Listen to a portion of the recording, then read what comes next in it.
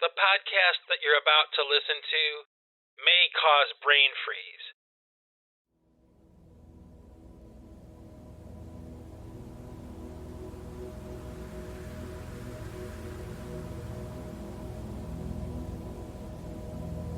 Well, hey there, happy innovators. How are you all doing out there? I'm doing pretty good, I gotta say. I am. I'm doing pretty good. You know, I'm still sad a little bit about my folks and everything, but, you know, life goes on. And, you know, my wife has been a large part of that too, you know, helping me to kind of cope and to help keep me in like a better mood, make me laugh, you know. And, it was kind of funny the other day. We were driving around in the car, and my wife has this playlist of pretty much all my music, you know, and she had it on shuffle, and she was playing my songs. And, you know, sometimes I like to listen to my songs. Sometimes I kind of just want to listen to something else, you know. But, you know, we're in the car, and song after song of stuff I've done, PC3, pipe choir, and everything, and I'm like, man, you know, like, can we listen to something else? You know, please, can we listen to something else? And she's like, no. I'm like, what do you mean no? And she's like, well, every time I listen to this stuff, we get paid. And I just like lost it. Like, that is so funny. Like, I can't believe it. It's true though too. Every time we play my songs on our playlist, we get paid for it. So technically, you know, we could sit there listening to my music on constant play, and I would get paid every time it gets played. I think that's funny. But my wife is like that, you know? She's like she's such a good friend, and she's so funny and so goofy, and just, you know, has like my brand of humor, you know? And my birthday is April 30th, and my wedding anniversary is May 1st, and my wife's birthday is May 2nd. So there's 3 days, you know, of celebrating our birthdays and our anniversary. And, you know, that way I could never forget the date of my anniversary, right? Well, anyway, this year on our birthday, it was so funny because I asked my wife, you know, what she wanted for her birthday. And I said to her, like, you can have anything you want, you know, literally anything you want. Just ask for it and you'll get it for your birthday. Anything, okay? And, you know, it's so funny because my wife didn't want jewelry, okay? She didn't want a car or, you know, fancy clothes or a trip to France or anything like that. You know, what my wife wanted was probably like one of the only things I cannot give her, which is a Yeti. She actually asked for a Yeti, you know? I love that girl. You know, I just laugh my ass off when she does stuff like that, you know? She's such a smart ass sometimes, you know? So, yeah, she wanted a Yeti. And, of course, we got into this argument about, like, the difference between Bigfoot and Yeti. And are you sure you don't want a Bigfoot? Are you sure you want a Yeti? You don't want, you know? Are you sure? Yeah, that's how conversations go in my house. It's pretty funny, actually. I lost it. She just is so funny. I guess you had to be there, right? The timing, you know? And, you know, I'm thinking about her a lot because she's really kind of like a life preserver, a life raft for me, you know? And especially now that my folks are gone and we really kind of lost a lot of our connection to Ohio, you know, it's really just her and I. And we're kind of like on this life raft together out in the middle of the ocean. That's what it feels like. Yeah, that's what it's kind of like. We're kind of like out here in the middle of the ocean on this life raft. And, you know, it helps to keep the humor going, you know, to laugh as much as we cry, you know. And it's kind of funny. I can share with you another story here. You know, my wife and I never have gotten into a fight. We've never fought. We might have disagreed about something, but there's always like this respectful kind of tone. And, you know, we'll discuss things, but we've never raised our voices at each other or anything like that, except for one time, okay, in about 20 years, okay, and it was about maybe like a couple months ago, okay? We were on our way home from Ohio after my mom's funeral, and I had loaded up a rental van with like a bunch of stuff from their house, like heirlooms and things that I wanted to take that, would be too delicate to ship from Ohio, via FedEx or whatever, and stuff that I couldn't fit on a plane, too much stuff. So we rented a van and we drove across the state of New York, from Ohio to New York, Pennsylvania, all that. And there's this bridge that goes from New York to Massachusetts. It goes over like the Hudson River, and it's called the Charleston Bridge. And I swear to you, this bridge has been under construction, okay, for, I've got to say at least 20 years, probably more than that, okay? And it is such a difficult bridge to drive over, okay? It's like the way that they have this bridge partitioned off while they're working on it. You're driving literally like 1 foot away from the edge of the bridge, okay? And there's this teeny tiny little railing, that would not stop anything from going over that bridge, okay? And there's like maybe a 50-foot drop, okay? So over the years, usually we fly to Ohio and back, that's usually what we do. But every once in a while, for one reason or another, we've decided to drive, okay? And this was one of those times. Well, I told my wife, before we left, she was kind of like navigating the path that we were going to take. That's usually how we do it. She'll navigate and I drive, She'll just tell me where to go, and I'll sit there and I'll drive until we're done, But, I told her, I said, look, like, I do not want to go over that bridge. So let's find an alternate route to get back to Massachusetts. Oh, okay, So we're driving along and we finally get to the border of Massachusetts and New York. And it looked awfully familiar to me. And I said, hey, are we going to go over that bridge? And right when I asked that question, we made this turn around this like bend, and there it was. It was too late. I was going over the bridge again. Okay. And I was absolutely furious that we were doing this. I mean, okay, truth be told, I'm not exactly comfortable with heights. Okay. And this bridge is so freaky. You can Google it. I mean, people are complaining about this bridge for like 20 years. Okay, they just will not finish fixing this bridge. Okay, and I think the last time I had driven over it was maybe 10 years ago. And it's still not fixed. It's exactly the same as it looked 10 years ago. Okay, and so we're driving over this bridge, and it's like a mile long. Okay, and I'm like white knuckling it. I mean, I was so angry. I actually started to yell.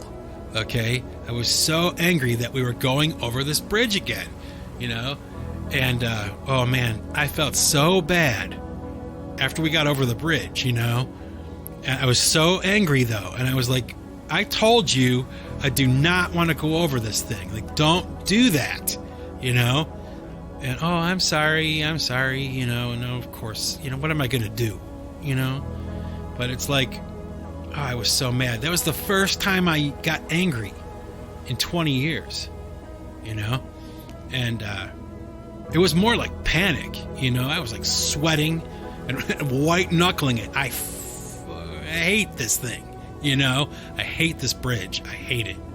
And the car is just barely wide enough to like make it, Oh, it was terrible. But that actually kind of reminds me of another time where I got frustrated with her. Okay.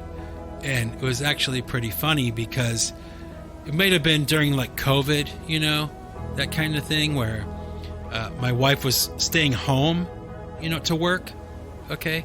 So it was great. We both worked from home and all that. I mean, everybody else was bumming out about COVID and, oh, it's so awful, I have to stay home. And for my wife and myself, it was like a vacation. It was fantastic. We got to sleep in. She started work pretty much whenever she wanted to. I always start work whenever I want to. And it was just nice. We would work in our offices, our separate offices, because we each have a separate office, like a separate space of the house that we use. And so, we would work, and then we would meet in the kitchen in the middle, like at lunchtime, and then we would go back to our work, and then we would come back for dinner. I mean, day after day of this in COVID, but at first my wife didn't kind of like understand that I'm used to being here by myself, and when I'm working and recording on stuff, like you can't just come walking into the room. Like if you walk into the room, I might have a microphone, like a hot microphone recording something, and you just came in, walked in and made a noise and you blew it. You can't do that, So, it happened maybe once or twice. Okay. And the second time I kind of yelled, you can't do that. Don't do that. Don't just come walking in while I'm recording. Like, just don't do that. I'm recording, and now I have to start over again, and oh man, that was like the perfect take, and you just blew it. Like, don't do that. And she didn't know. Okay. She didn't understand. But then, after I kind of told her, she got it. But what was funny was, this is what really makes me laugh. And I mean, this is totally her. Okay. Instead of getting like angry with me about that, like, oh, F you, I could do whatever I want, or, well, why don't you put a thing on, nothing like that, from her. She doesn't say anything. She just walks out of the room. I'm sorry. She walks out of the room, and then about an hour and a half later, this piece of paper slides under my door. Saying like it's time for dinner or something, But oh my gosh, as soon as that paper slid underneath the door, I just started laughing, like she is so funny, like the perfect way to handle this minor meltdown that I had, But other than those two incidences, okay, in the entire time we've been together, we've never fought, never argued. It's usually very amicable and there's harmony in our house between each other. So it's kind of funny, I think it is anyway. Just love that girl. Anyway, you know what? I got one more story about my wife that I'm going to share with you. And it's kind of funny too. I guess maybe it's not funny to everybody, but it's funny to me. Okay. For a while, a long time ago, this is right when we first got married. Like we would kind of be telling each other what to do. Like we had to go somewhere, we had to do something, or something needed to be done at a certain time. Eventually, when my wife and I would be doing that, she would tell me something that she wanted me to do. Like by 3:00, you have to do this, make this phone call, talk to this place, whatever. And, I got into the habit of like saluting her, like, okay, Captain, and, she thought it was funny. So she started to do it back to me. Okay. I'd be like, honey, you remember, you got to have dentist appointment tomorrow at 5, and she'd be like saluting me, like, yes, sir, and, so this one time we were talking about something, and we were having a disagreement about something. I forget what it was even, but I saluted her, and like, it was so funny because like in this total like voice of like, frustration or just exasperation, like she just had it, she's like, man, don't salute me, okay? Don't salute me. That is a conversation that would only be held in my house, you know? Man, don't salute me, okay? Don't. Yes, sir. Oh, yes. I love that girl. Yeah. Anyway, so I'm going to go ahead and get a sip of my coffee here. I suggest if you have a cup, you do the same. And I'm going to try out something new right here. Check this out. Every time I'm going to have a cup of coffee, this is what you're going to hear. Grab your cup. It's coffee time. What do you think of that? Huh? That'd be cool. Every time I'm going to get a sip, that's what you'll hear. I won't even say it anymore. I'll just go. Grab your cup. It's coffee time. Okay? Sound good? Now that we all understand that, we can move forward with this podcast that may cause brain freeze, remember. Anyway, so I think it's kind of interesting, that idea of changing the podcast a little, you know? Over the years, this podcast has kind of like been gradually refined. In the beginning, before there were happy innovators, you know, and before there was the music and my voice and the video and the logo and all that, you know, it's like all this stuff, you know, over the years has kind of developed, and it kind of like occurred to me that, you know, might be cool to add some more, you know. So you got that thing in the beginning that I'm doing now, and I think I'm going to make it a permanent thing. I mean, I think it's pretty cool. I'm going to do it. Hope you like it. A lot of people seem to like it. You know, I got some good responses. You know, in my case, if I get like 2 or 3 positive responses, like that's a lot to me, you know. I don't have Joe Rogan numbers, you know, but yeah, so I think it's pretty cool. I hope that you guys like it too. Anyway, so what do I want to talk about today other than Yeti and my wife and how goofy she is? You know, it's weird because, you know, ever since this whole flat earth thing, you know, became part of the zeitgeist and people were talking about flat earth and all that stuff. And there's a lot of people who don't believe it. There's a lot of people who do believe it. And there's a lot of people who are somewhere in between. And I think that, like with my wife and I, it's become something that we find humor in. You know, it makes us laugh. So, you know, for maybe the past 3 or 4 years, every time we're watching television, like a movie or something like that, we will spot on the screen a globe. Okay? And that's like one of the claims of like the flat earth community, is that like we're being force fed this idea of a planet Earth and a spherical Earth. Okay? And they claim that, you know, they use movies and film and television programs as like propaganda to, you know, show the round Earth. And that may or may not be true. I don't know.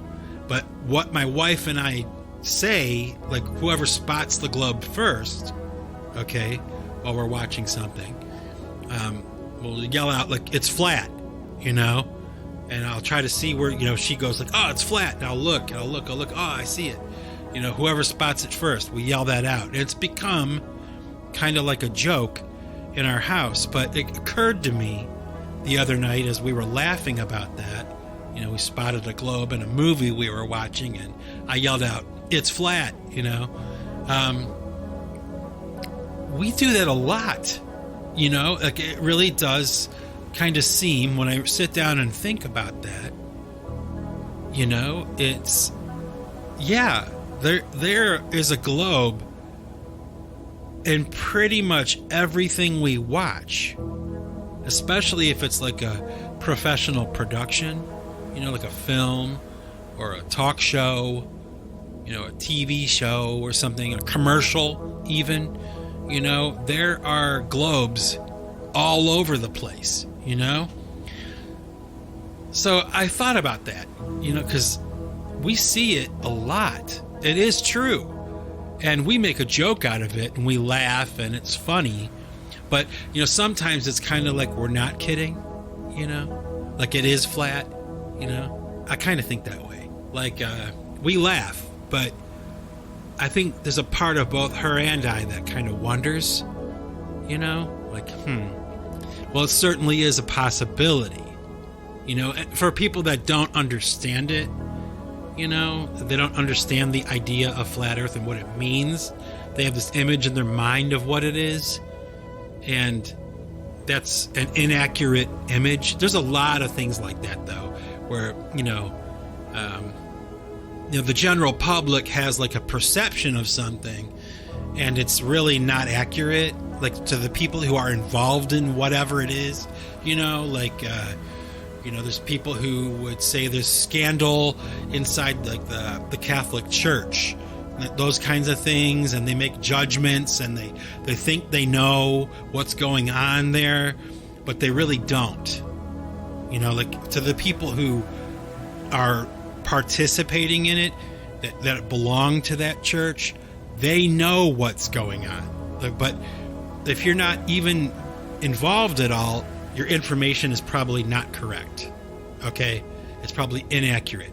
And that's just one example. I think there's a lot of things that are like that. And the flat earth is one of those things. It's like when people say flat earth, everybody has this idea in their head of what that looks like. Like there's an edge that you can fall off or whatever, but that's really not what the flat earth community believes. That's not it at all. In fact, from my best understanding, which is limited, their idea is that the earth goes on and on and on and on. Like there's other continents that we're not even aware of, or we're not able to see, or whatever. Like beyond a certain distance, there's more land. Okay, and I don't know how would I ever know? Like I would have to get on a ship, and sail off into oblivion on this ship.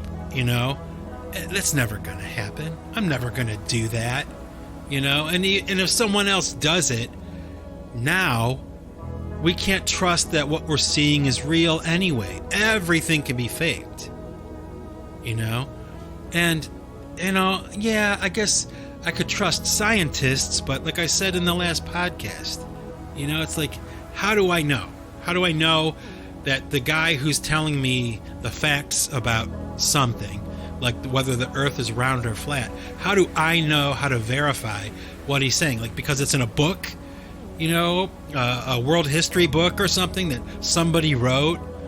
How do I even know that somebody wrote that book? How do I know that book wasn't written 20 years ago, but they're making it look like the book was written 300 years ago? How do I know? There's no way to know.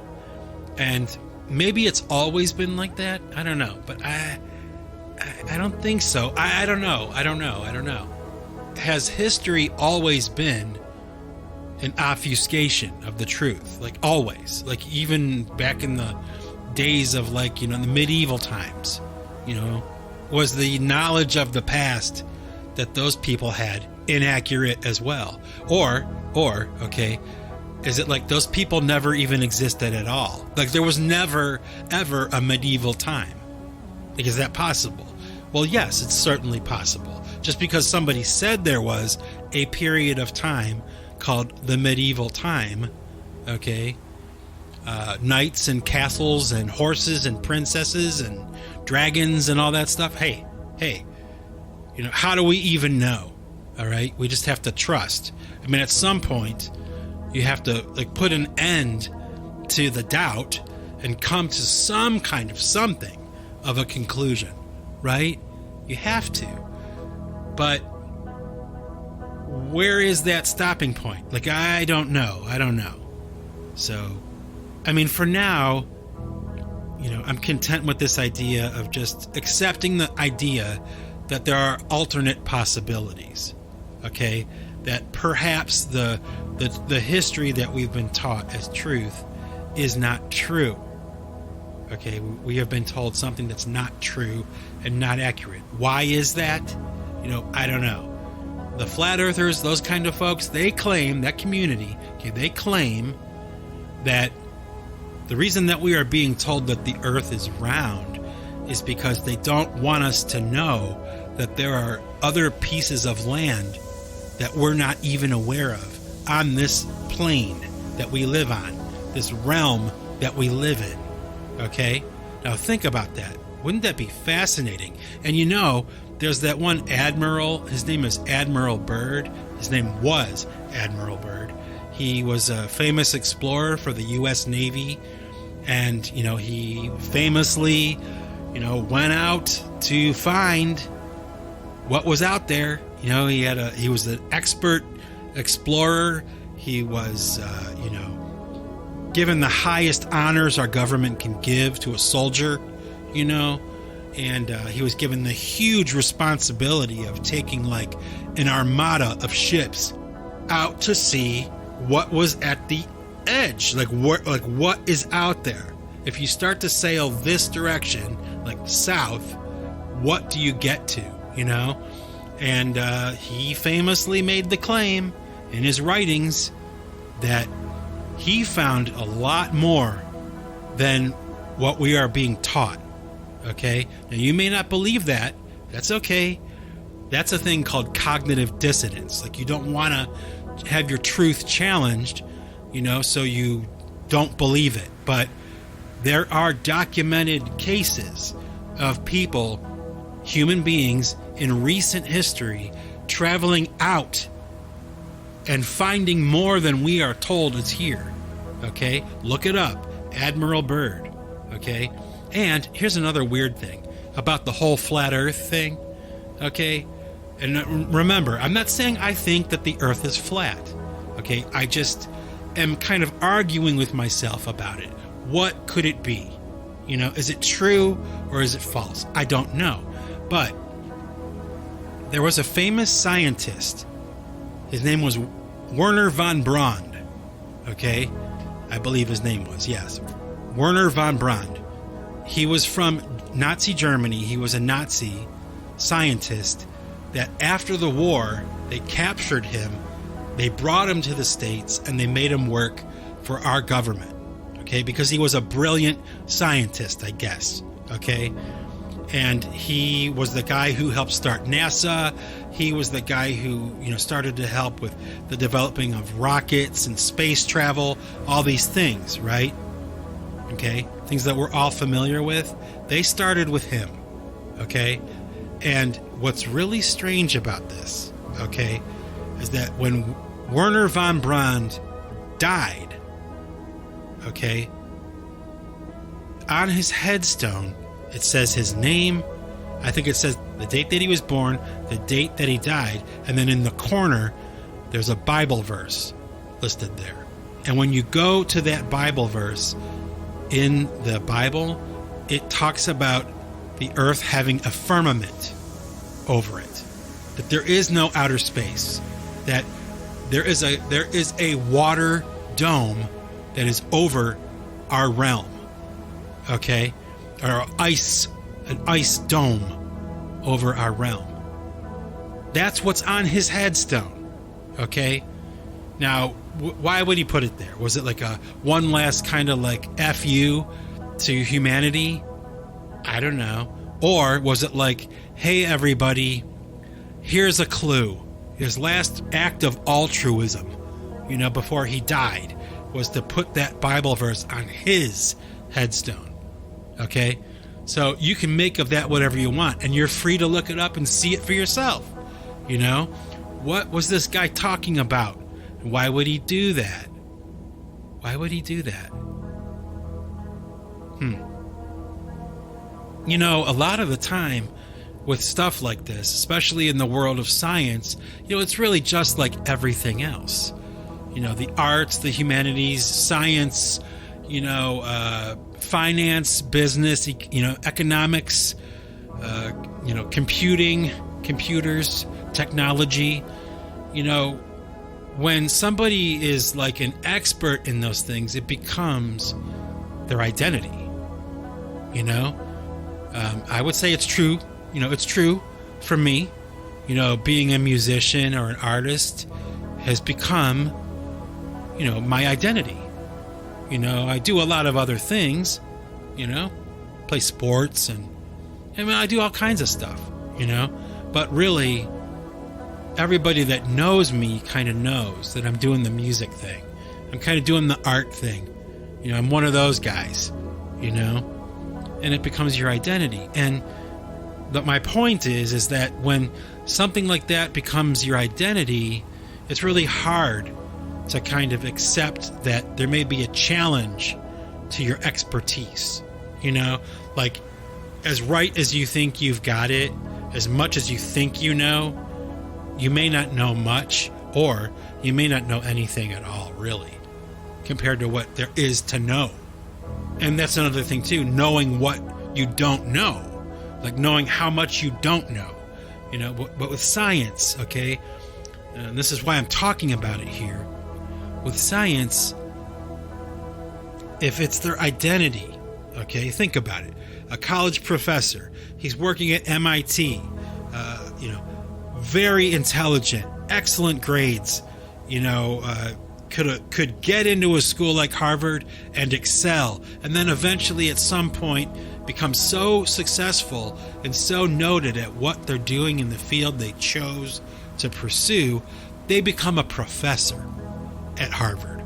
They teach other people. That's how much they know about this thing, science, whatever it is. They know so much about it that Harvard asks them, okay, to teach.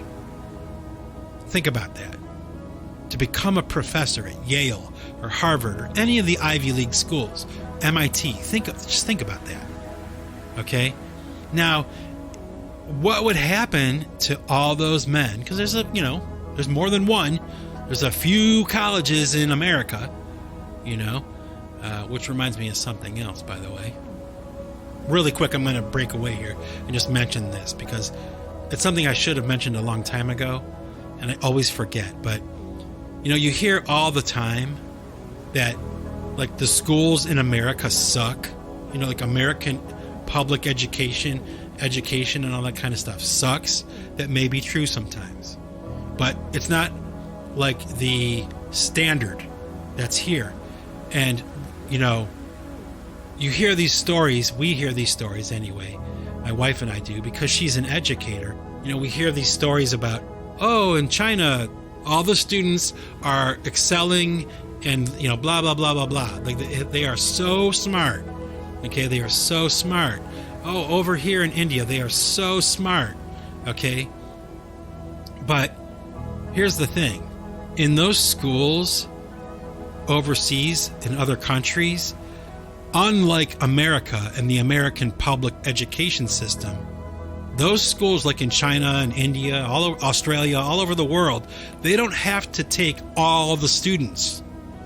If students are mentally retarded or they have a learning disability or whatever, they don't get to go to school in China. Okay? But here in America, in our school systems, we have to, by law, allow every child to be educated. Okay? So when people talk to you about how much it sucks in America, the public education, you can tell them to kiss your ass because they don't know what they're talking about. All right? And yeah, it's not like great everywhere. I get that. But this idea that this blanket term, like, bad for American education, like it's bad, all of it is bad, it's not acceptable, it's not as good as other countries or whatever. Just remember, they get to pick and choose. They cherry pick the students that get to go to their schools. But here in the States, we take everybody. We have to. Why do we have to? Because it's the law. That's a law here in America. Okay? And one more thing on this front. Okay? Think about this. Whenever somebody from like China is a really good student, or when somebody from India is a really good student or whatever, why do they come to America to go to college? Why is that?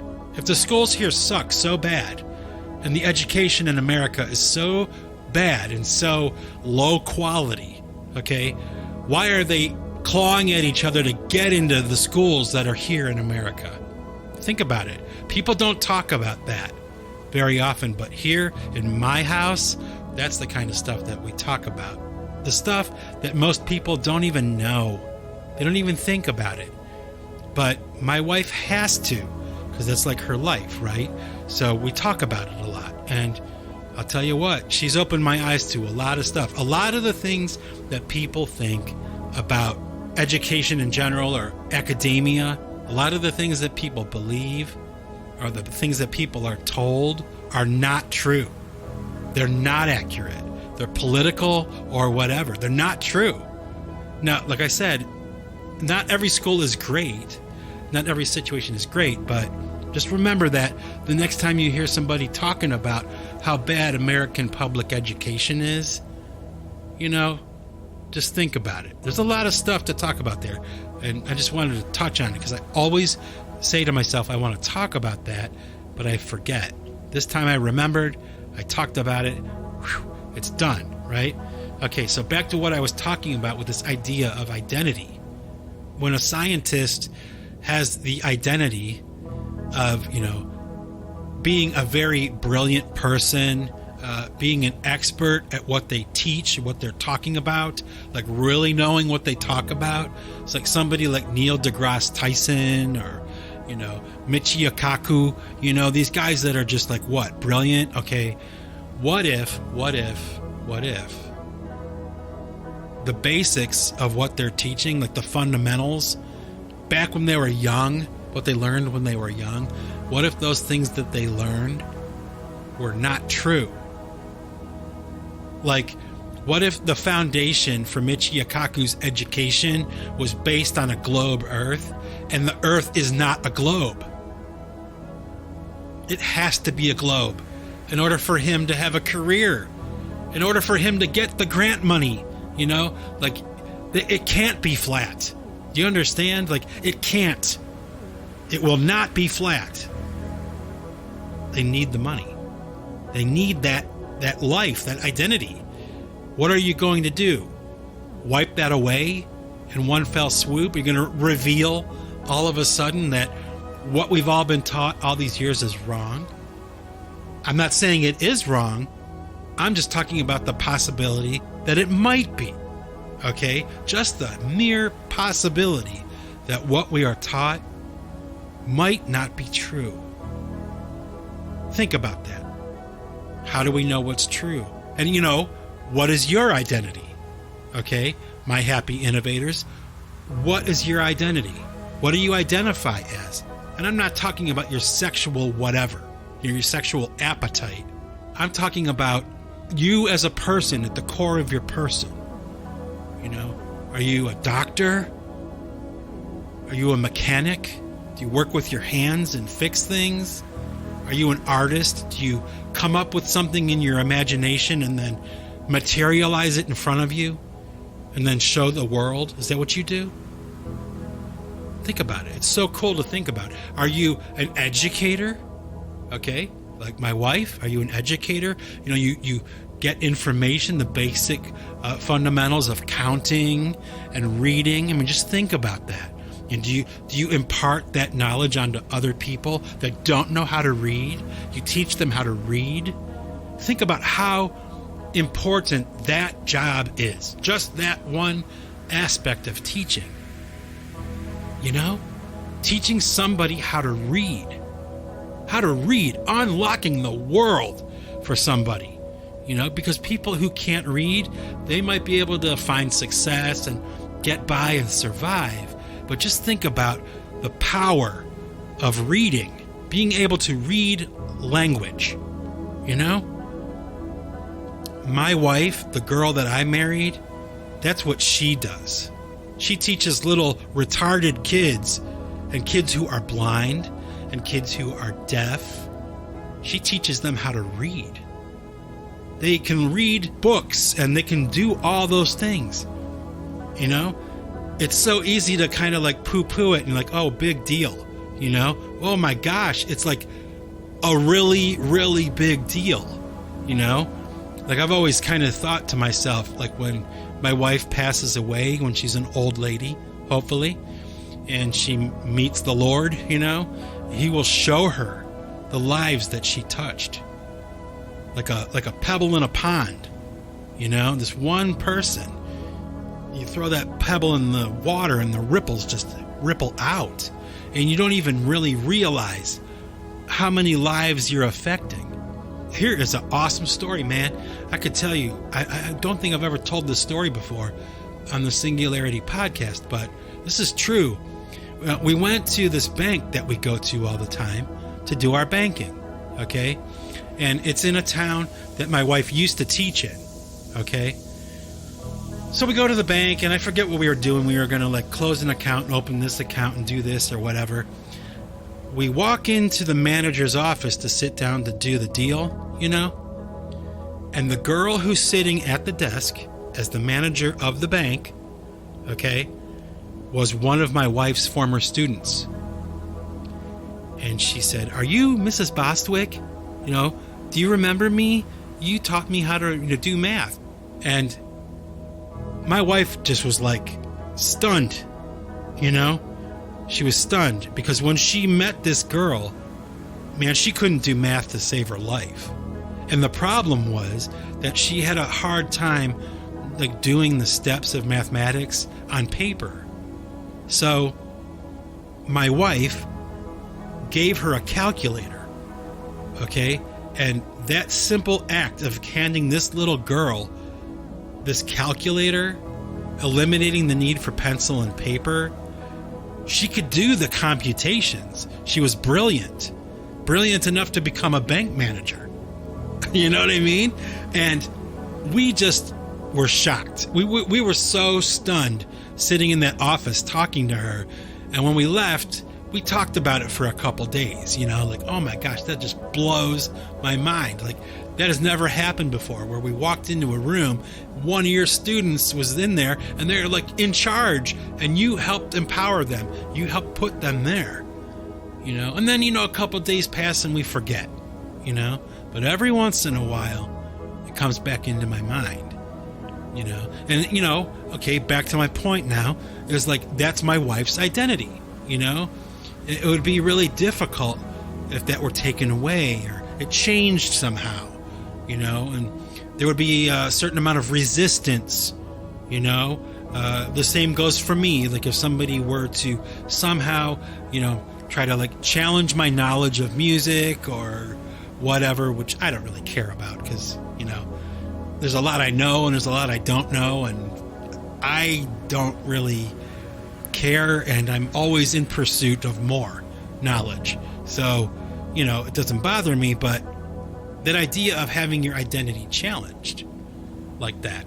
Like I said, I'm not talking about your sexual preference, or what kind of clothes you want to wear. I'm talking about your core, your core. What are you? What are you? What do you do?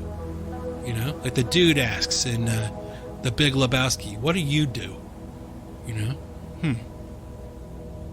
What a question. And that idea of having that identity challenged is really, when you think about it, especially in the world of science, where it's we rely on them to be experts and to tell us the truth of what the world is.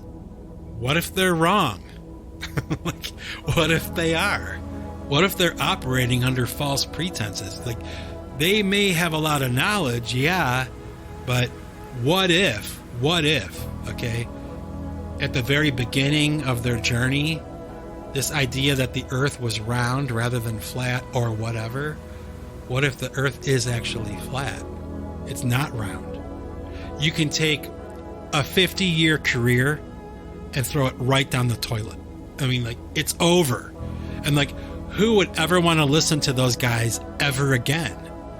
They would be useless, right? Right? A scientist who was debunked. You know what I mean? It's think about it. When people go, why would they lie about the flat earth? Why would they lie that the earth is round? Think about it. Commerce, finances.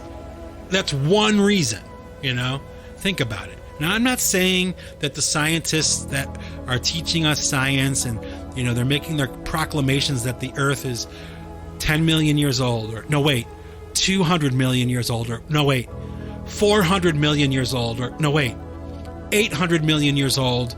You know, they don't even know. You know, they can't even come up with a number, you know? They can't even agree on a number of how old the earth is. I don't know. They try to tell us that the earth is like this way, and at the center of the planet there's this core of molten metal, you know, or whatever, molten rock or whatever, right? At the core of the earth. But the deepest that they've ever drilled down is like 8 miles. You know what I mean? Like, how do you know that that's what the core of the earth looks like?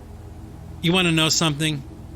You don't know what's at the center of the earth. You don't know, because the deepest anybody has ever been able to go is 8 miles. And then they hit this barrier, okay? And they can't go any further. It breaks drill bits.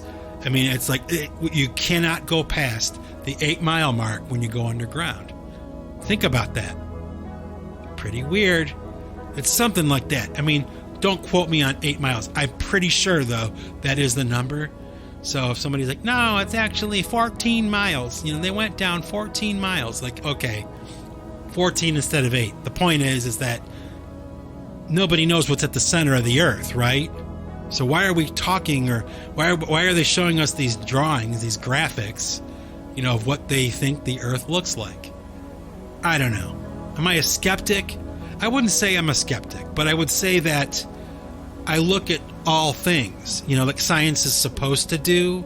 You know, it's the pursuit of truth, you know, not just like proving that religions are wrong, you know, or that the Bible is wrong.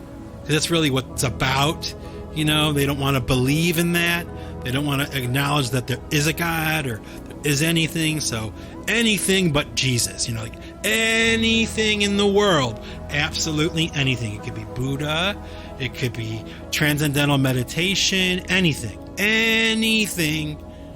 but Jesus, the Bible, Christianity, anything but that, right? That's really what it seems like to me. And I don't know, maybe I've got it all wrong. I could. I will, you know, accept that as part of this discussion, right? Grab your cup. It's coffee time. I think it's a good time to have some coffee. Anyway, so where was I? Oh yeah, talking about the identity thing. So I think you get my point. I've talked about it long enough today. Now, I'm going to drop one more thing here at the end of this podcast, something that I kind of thought about the other day. Maybe you'll kind of see where I'm coming from, or maybe you'll kind of like agree that it's at least interesting. Okay. Do you remember in the last podcast when I was talking about that idea of they're finding the remains of, you know, Egyptian civilization right here in the Americas, and how the Indians live on like the mountains and the mesas, like that could at one point have been places where they lived. Like you see a mountain, that's what we see now, but a long time ago, it was a building, a massive building that got fried by some event, right? Well, I was thinking about this the other day, okay? Now, stick with me on this.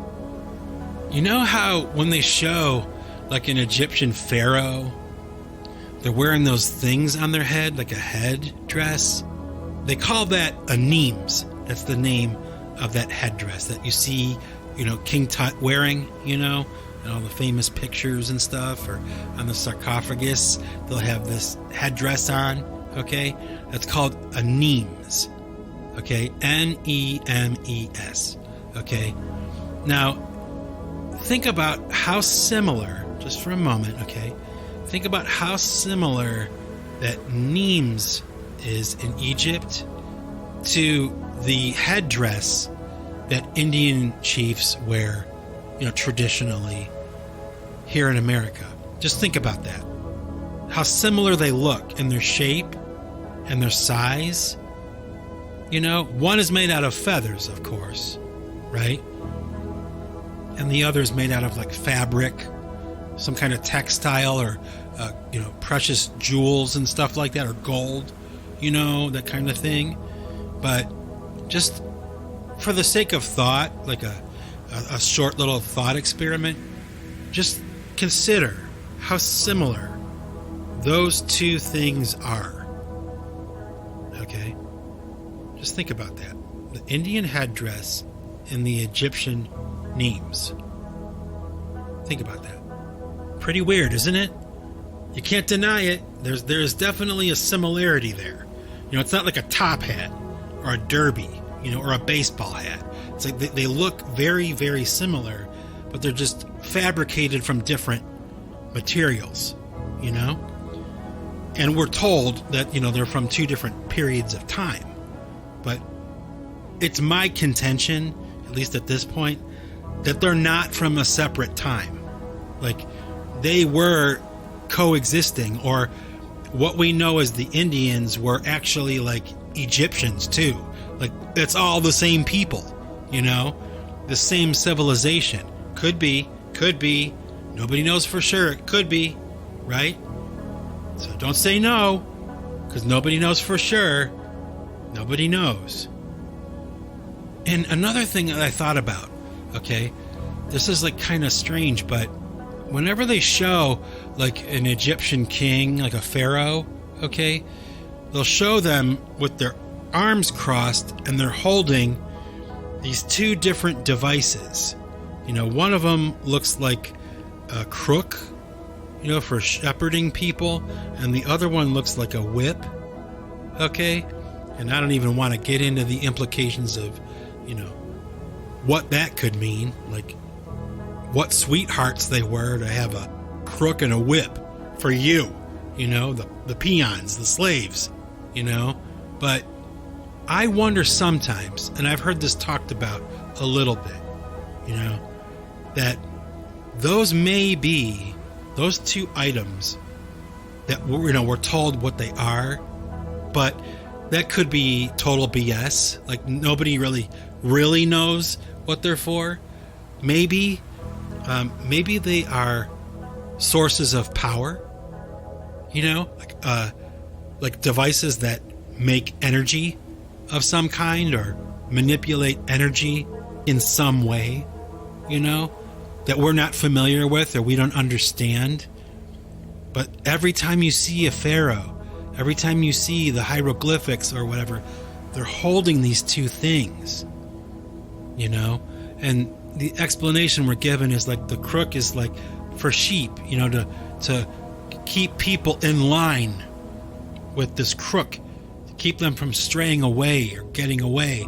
And the whip is, to keep them working. Okay. And that very well may be what that is. Okay. I don't know. But what if those are two weapons or two sources of power, that we don't understand? And, there's this device. It's called a fasces. It's an ancient weapon, and you see it all the time. Like, Benito Mussolini used it as like his logo. It's like this bundle of sticks with arrows coming out the top, and it's this like an axe, kind of like, with a really wide handle. That's what it looks like, like two blades, like on an axe, but the handle is really wide and made out of this bundle of sticks. And to this day, people aren't entirely sure what that's for. But there's this guy, you gotta check him out. I should have mentioned him a long time ago. His name is John Levy, and he has this channel where he kind of like is talking about all the stuff that I'm talking about here. Like, he is thoroughly convinced that the history that we're given is false, and he shows the evidence on his YouTube channel. I highly recommend that you check him out. But he's the one who kind of turned me on to this idea of this weapon called a fasces, that it might actually be some kind of energy weapon. Like, it was not just an axe, okay, that you like hit somebody with. It was like a device that made something happen, and it would wipe out armies of people, You know, it's like how you would conquer. You would use this fasces, this energy weapon that they devised a long time ago. Is it fantasy? I don't know. Maybe it is. But I don't know. I watched The Dark Crystal when I was a kid, and I kind of knew the difference between, you know, fake and like what could be real, you know? Although I did like The Dark Crystal a lot. You know, the Skeksis and the Mystics. Do you remember that? Oh, it was so hilarious. Like, it was like a Muppet fantasy movie. Oh, the shit they had us watching when we were kids, you know? Anyway, so there you go. I don't know. I'm going to stop talking now because I have to get on with my day. But you know, it was great talking to you guys today. And I'm sure you can hear it in my voice. You know, I'm like excited. You know, I'm excited about the podcast. And I'm excited about the music I'm making. I really am. And I'm happy. You know, I am happy. I said that I was sad about my folks dying and all that stuff. But my life is happy. And I hope that yours is too. You know, yeah, we have blue Mondays sometimes. And, you know, sometimes life sucks. But not all the time. Eat some ice cream. Make yourself smile. You know? Some happiness in your life. So, everybody, my happy innovators, peace, love, and Melba toast to you. And remember, folks, if you want to keep what you've got to give it away. Take it easy.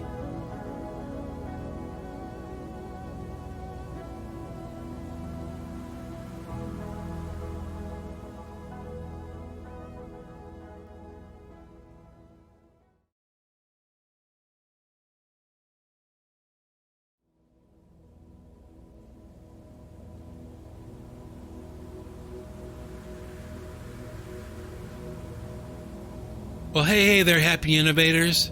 Thanks for sticking around to the end of the podcast to hear some music.